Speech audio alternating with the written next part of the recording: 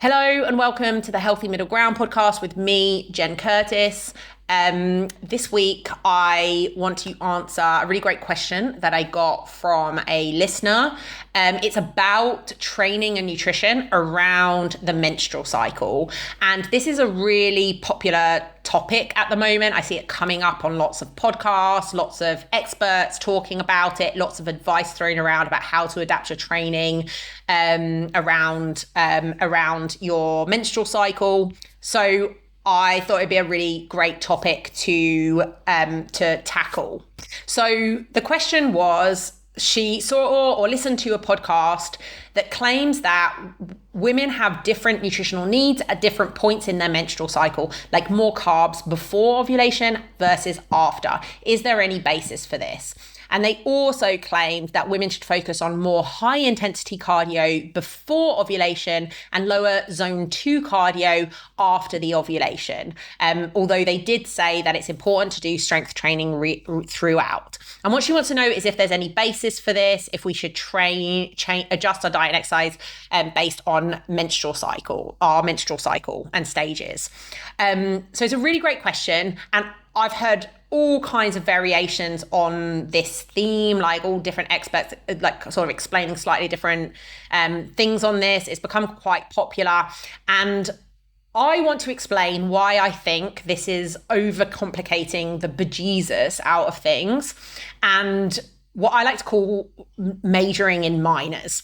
And I think this kind of health information is actually kind of like, I don't know if dangerous is a bit over the top, but it's kind of detrimental in a big way because it forces people or it makes people like focus on things that really don't matter rather than things that really do. And so I'm not saying that there's no scientific basis for this because there might be, right? But this is like, if this is true, this is like the icing on the cake and not a big rock and not a really important thing that you need to focus on or worry about. And there are like a bajillion things that are way more important than this that you need to be doing instead.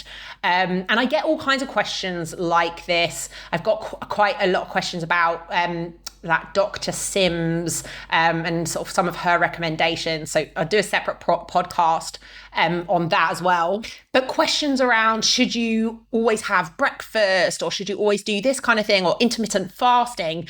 And like the short answer to all of these things is that like it doesn't really matter and it is just not one of the big things. And for most of the time, it is distracting you from the really, really important things. So let me explain why I think that, right? So my approach, the way I approach coaching and the way I work with my clients and the way I think about a lot of these things is that there's basically 4 things that I think about, or sort of like a sort of framework for approaching coaching with any individual. First of all, goals first. Like, what are your goals? Because then you have to determine what the goal is and then you have to work backwards from there. So is the goal fat loss? Is the goal just general health and well-being? Like you're happy with your weight, you don't want to lose weight, you just want to be healthy? Or is the goal optimizing every single part of your training and nutrition to the millionth degree? Because what you do and what is important and what things you need to focus on, it differs depending on that goal. So having a goals first approach and then working backwards from there is really, really important. Second of all, big rocks. Like, what are the big rocks? What are the most important things? Because there is a hierarchy of importance. Some things have a really big impact. Some things then have less of an impact, but they're still important. And some things have next to no impact whatsoever. Third, low-hanging fruit. Okay, so for example, if somebody, is able to or really loves running, even if that's not going to be like one of the big rocks, it might be something that we implement anyway because it's low hanging fruit for that person. Okay. And then finally, you have to be person centered, right? You have to base any recommendations that you're giving around the individual. I work very closely with people one-on-one online, so I can do everything. Nothing is group-based, nothing is cookie cutter. I'm really focusing on the individual and what they can do, what they want to do, what they are used to doing, and also what they enjoy. Okay, so those are the four biggest factors. Like, what are your goals? Big rocks, low-hanging fruit, and person-centered, like what suits you as an individual. So if we just sort of go back to the goals, right? So if those three sort of main goals, let's say, so what your goal is, anyone listening to this, like what do you want to achieve? Do you want to lose body fat? Do you just want to be healthy and just stay how you are? Or are you trying to optimize like every little thing? Because if you're trying to lose body fat, like if you making these sorts of changes, so having more carbs before ovulation and then less after ovulation, is it going to help you lose more body fat? And the answer is probably no. Okay, the big rock here is being in a calorie deficit. And then the next big rock is what is sustainable for you over time.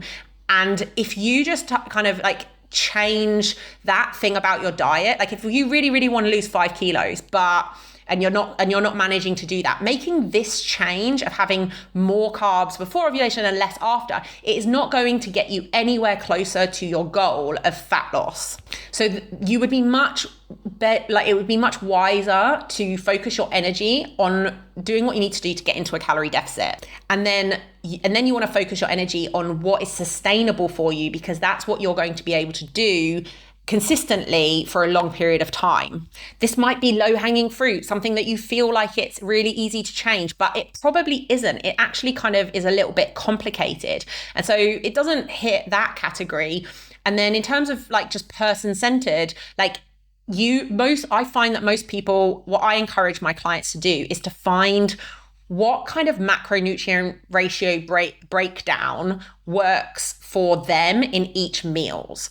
And then to just rinse, repeat that and stick to that rather than constantly changing. So if you sometimes have like porridge for breakfast and it's very high carb, and then sometimes have sort of 3 eggs and avocado for breakfast and it's very high protein and fat, that's not going to be so ideal for you. You want to find what works for you at each mealtime and then kind of stick to that template and rinse, repeat. So I'll give you an example of me, right? I don't really eat many carbohydrates during the day. I find that they make me sleepy and it's just not and my concentration is less good. So I just don't really eat that many carbs during the day. Sometimes in the afternoon, I do have a slice of toast as my afternoon snack. And then I like to have a carb heavy dinner because it helps me sleep, right? Not everyone is like that, but like that's what works for me. So I try to rinse, repeat that. So I have a very protein heavy, fiber heavy breakfast and lunch, protein and carbs for afternoon snack, and then like carbs, again, carbs and protein, but a lot more carbs in my evening dinner. And then every meal I stick to that macronutrient breakdown. I don't sometimes come along and be like, just have carby pasta for like just a bowl of pasta for lunch and sometimes just have a protein heavy lunch. Like that change isn't normally good for people. So you need to figure out what works for you. And a lot of my clients prefer spreading their carbohydrates out across the day and have carbohydrates at every meal. And that works for them. So if that works for you, then that's what you should do. But you probably shouldn't be changing it based on what you feel like or based on, like any other factor. It's much better to stick to the same macronutrient breakdown per meal. And that gives you a kind of template for the meal that you can stick to even when you change the ingredients. So, is this one of the big rocks? No. Is it going to get you to your goal of fat loss? No. Is it a piece of low-hanging fruit? I don't think it is for anybody. In terms of a person-centered approach, is it something that's going to work for you personally? If you try this and you're like, oh my God, it changed my life, great. But I've never come across anyone who has done that or said that. and it's probably going to be quite difficult to implement and adds an extra layer of complication, because then you have to change your meals at different points in your menstrual cycle, and that just makes it way more complicated than just having sort of go-to meals that you rely on and rinse repeat. So for me, it doesn't tick any of the boxes for why of those four big things that I take into account as a coach as something that would be, like helpful here. Now, if your goal isn't fat loss and it's just general health, right? You're a healthy weight, you don't want to lose weight, it's just general health, and so that's your goal. Is this going to make any difference in terms of your overall health and well-being? Like, I just don't think it is, right? And I think if anything, it's going to be detrimental to health and well-being, because it's another thing to think about, which adds to our mental load. And then it's also means that you're going to be changing the composition of your meals at different times in the month, which is also probably going to affect your energy levels and mood. Then if you're the kind of person who, like, you're doing everything right, okay, you're working out the right number of times a week, you're and you're sleeping well, and your stress levels are low, and your nutrition is on point, and you're exactly as lean as you would like to be, so you're looking to optimize certain areas to make this to make yourself even healthier or even better. First of all, I don't actually think this is going to make any difference. I could be wrong on that, and there could be scientific evidence to show that this would be helpful. What I would recommend is just try it and see if it works for you. I encourage all my clients to see things like this as an experiment. Try it, see if it works. If it works, great, stick to it. If it doesn't work, throw it in the bin, move on to the next thing. And I use that with say things like intermittent fasting or low carb, or whatever it is, right? People might want to try something, or I might suggest something as a coach. And I always say to them, you don't have to marry this approach, just try it. And if you don't like it, we can just move on. So if this completely transforms your life, or that makes a big difference for you when you're optimizing, fine, great, that's going to be something that will work for you, but it probably won't work for all women all of the time. I can think of literally every woman that I've ever worked with. I think this would add a level of complication and stress into her life, including myself. And I don't think it would actually help with anything. So in terms of the person-centered part of this, that could work for some people some of the time. But, and this is a really big but, you probably aren't one of these people, right? You probably aren't doing everything right, and you just need to optimize things. Are you doing strength training twice a week? Are you doing cardio twice a week? Are you sleeping right? Are you low stress levels? Are you all of these, is your nutrition on point? Are you eating enough protein? Are you the body weight that you want to be at, right? All of these things, if you're not doing all of the basics really, really well and consistently for a long time, then this sort of thing won't help. But it also is you're not in a place where you need to you can optimize things yet, right? You need to nail all of those basics first. And more often than not, and I don't know anything about this particular listener, I'm just talking about in general about the people that I meet in my work. More often than not, I have a scenario that happens a lot is that women that I work with come to me with very specific things like this that they've heard of a podcast, and they're like, will this work for me? Will having breakfast every day work for me? Will intermittent fasting work for me? Should I be doing this that this doctor whatever says? And they're not training, they're carrying 10 kilograms of excess body fat that they don't want. This is majoring in minors, right? You can't optimize, you can't put the icing on the cake if you haven't made the cake first. And so you need to focus on the big rocks. If you are not in that optimizing category, you need to be focusing on the big rocks and the things that are going to get you to your goal, and the low-hanging fruit first, and the things that suit you. And what happens is a lot of women are so worried about optimizing things and doing things completely optimally and completely right that they're not even doing the basics first, right? They're not in a calorie deficit because most of them want to lose body fat. They're not training consistently enough. They're not implementing progressive overload. And they're so worried about the optimization of things that what ends up happening is this kind of paralysis by analysis. They end up not doing anything because there's so much contradictory information going around, and none of it really matters, and none of it is the big rocks. So it's this really bizarre situation where they're worried about these minute details, but they're not actually doing the basics like exercising regularly or eating the right number of calories or eating the right, amount of protein and things like that. The other reason why I think this information or this advice is a bit rubbish is because in my experience, the opposite is true.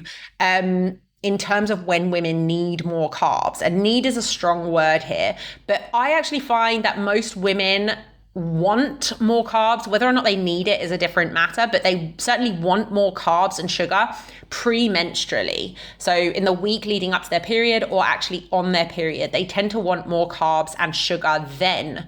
And this guy on this podcast is saying the total opposite, like that you should have more carbs before ovulation and less carbs after.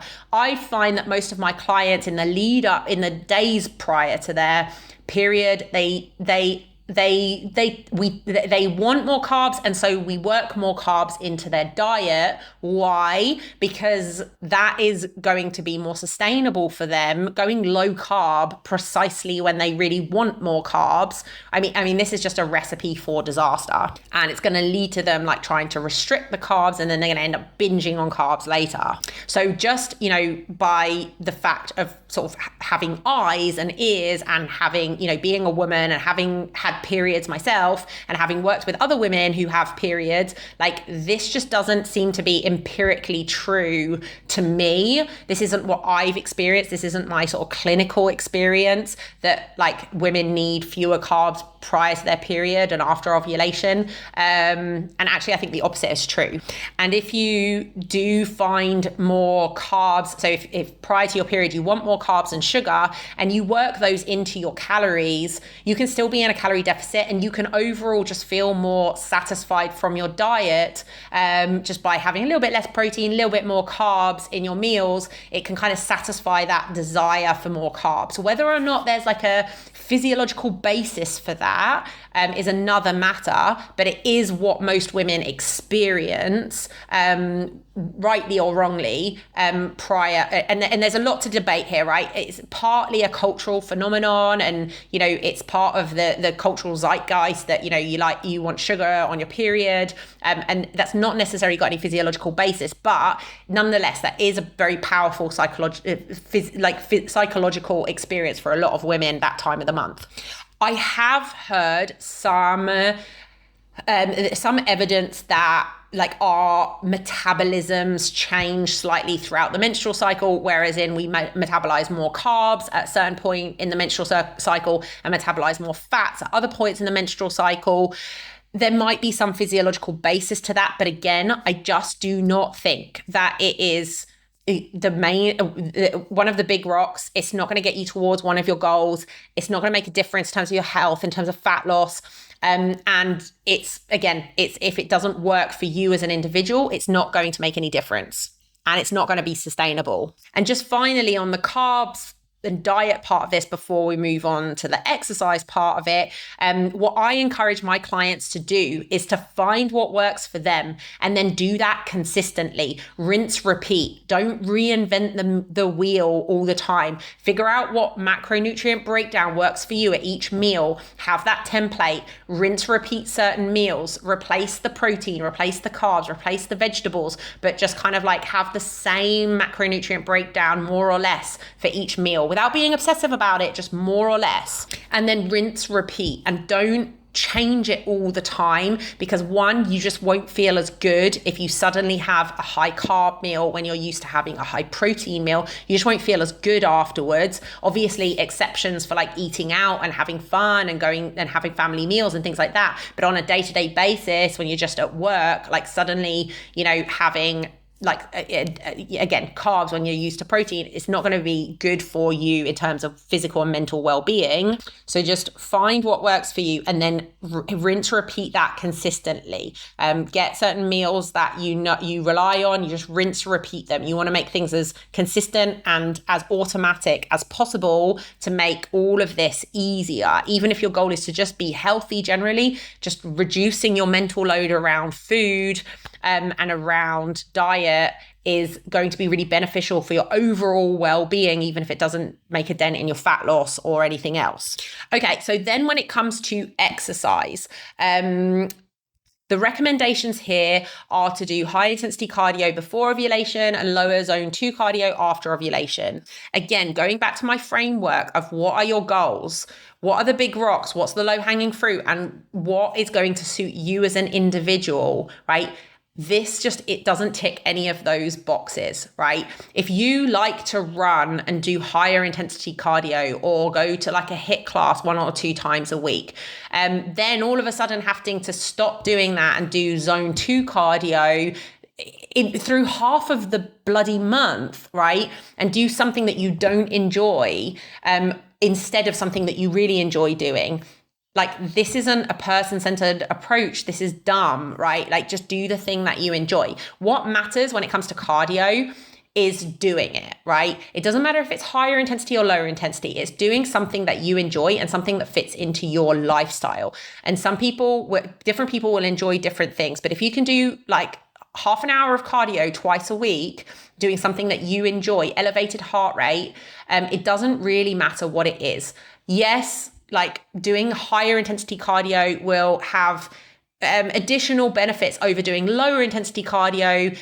Beyond burning more calories, it will also put more of a stress on your cardiovascular system. And so you have to do less of it to get the same benefit. So, 15 minutes of high intensity cardio would be equivalent to 30 minutes of lower intensity cardio, like walking. So when it's lower intensity, you have to do more of it to get the same benefit, right? That's not saying you have to do more of it if all you've got time for is a half an hour walk twice a week. That's all you've got time for, right? And you will get health benefits from that. But to get the same benefits as you would get from higher intensity cardio, you would need to do more of it. And the other way around is also true. So if you like walking and you hate getting hot and sweaty and you hate running, or it hurts your joints, or you're 30 kilos overweight and it's just not feasible for you, if walking already gets your heart rate up because you're quite unfit, right? There's so many reasons why people wouldn't want to do high intensity cardio, and lots of people don't do it. I go to CrossFit twice a week, so I get like some high intensity, but it's not something that I would do on my own. And most of the time I just lift weights and walk. And that's what I like to do. And that fits into my routine. So there are many variations that will work. And it's more than anything else, it's about the big rocks are actually doing it, right? Actually doing some cardio a couple of times a week, actually lifting weights a couple of times a week. That's the big rocks. And then the person-centered side of things is within that is finding something you like. Do you like Zumba? Go to a bloody Zumba class like once or twice a week. Like, it's amazing exercise. I hate dancing. I hate Zumba. There's nothing more embarrassing to me in the world. So that would be a terrible way of exercising for me. But if you love it, great. But this is just the reason why I dislike this piece of advice is mainly because it is so impractical. It's so impractical for most people to do presumably something that they really enjoy half of the month and then something that they enjoy less the other half of the month.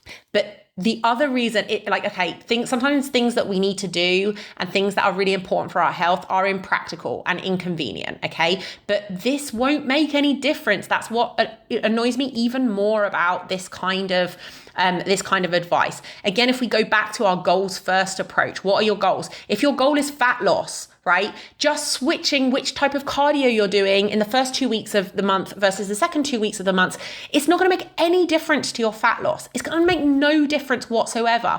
If you find that before your period, you're very tired, or on your period, you're very tired and you can't manage that high intensity cardio, go for a walk instead. That's great, but it doesn't need to be set in stone. And it certainly doesn't need to be, a a wide statement that, like, you know, for everyone needs to do this. That's what irritates me about these kinds of guidelines, is that it's kind of applying everything to everyone instead of just saying, if this works for you at this particular time or whatever, do it. So in terms of fat loss, it's not going to make any difference to your overall, like, you need to create a calorie deficit every day, every week, every month, right? And this is not going to change how much of a calorie deficit you're in or how much fat you burn, right? So this isn't going to make a dent in that. If it's just for health reasons, if you're just somebody who just all around wants to be healthy, right? Just not changing that type of cardio, it's not going to make any difference to your health, right? It's not going to improve your health versus if you just did HIIT throughout the month or just did zone 2 cardio throughout the month based on what you enjoy the most. If anything, doing a bit more HIIT and higher intensity stuff is probably going to be a bit healthier for most people most of the time. And it's going to have more health benefits, especially if it's done for the same amount of time, because as I said before, it's more intense.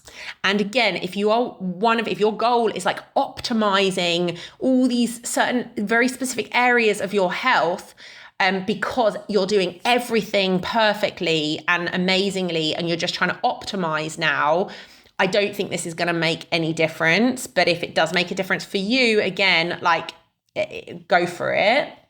But again, most women are trying to optimize when they aren't doing the basics. So are you strength training? Are you doing cardio? Are you eating the right number of calories for your goals? Are you eating a well-balanced, nutritious diet? Are you sleeping enough? Are you managing stress, right?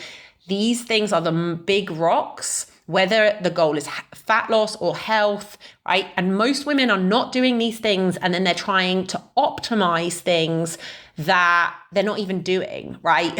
So you need to focus on doing the big rocks first, and you need to do them consistently. And showing up and doing these consistently is most of the work, right? And just like, that's 80%, 90% of it. And again, this might be like the icing on the cake if you're doing absolutely everything, but it's unlikely that you are. And if you're the kind of person who isn't doing anything because you're trying to figure out what the optimal thing is, right? Again, just going back to just actually doing things rather than learning more kind of like complicated things about nutrition and training. Okay, so the answer is no, you do not need to change your training or nutrition based on where you are in your menstrual cycle. If you are particularly tired or have particularly bad PMS symptoms and you need to do less or to go lighter in your weights or to go gentler with cardio, you can do that based on how you're feeling. But it's not something that everyone needs to do, and it's not something that is going to work for everyone all the time.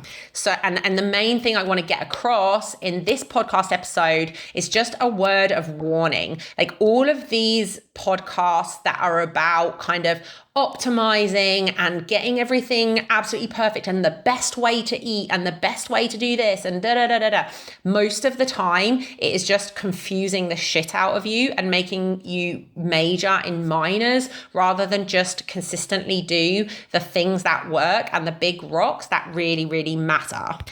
But I want to say thank you to the listener who sent the question. It is a really great question, and this is a really hot topic at the moment. So I really appreciate you sending it over to me. I hope you found this helpful. And for all of you listening, if you have any questions about this or about any other topic pertaining to health, fitness, fat loss in particular, please let me know. I'm more than happy to do a podcast episode on it. Thanks for listening.